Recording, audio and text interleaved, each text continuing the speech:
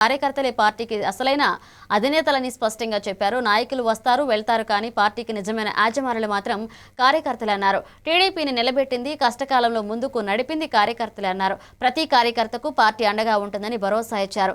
Party కోసం కష్టపడ్డ ప్రతి ఒక్కరిని ఎప్పటికీ మర్చిపోమన్నారు.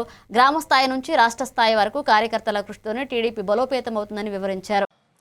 కార్యకర్తలే మా అధినేత అని. ఇది కేవలం చెప్పేదాని కాదు, కేవలం ఏదో రాసుకుని వెళ్ళేదాని కాదు.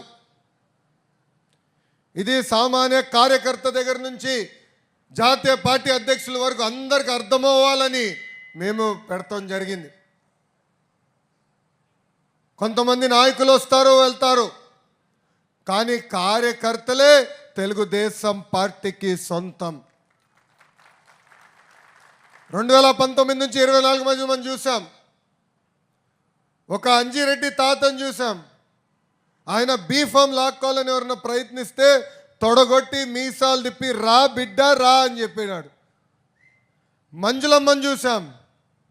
పల్నాడులో ఏకంగా ఆమె బూత్లో గట్టిగా ఉందని ఆమె పైన దాడి చేస్తే రక్తం కారుతున్నా కూడా బూత్ వదలకుండా చివరి ఓటు పడి మన బాక్స్ని సీల్ చేసే వరకు కదలకుండా నిలబడింది.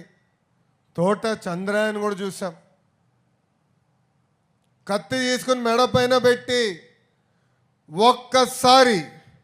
ఒక్కసారి వాళ్ళ నాయకుడికి పార్టీకి జై జై కొట్టమంటే జై తెలుగుదేశం, జై చంద్రబాబు నాయుడు అని ప్రాణాలు కోల్పోయాడు చంద్రయ్య.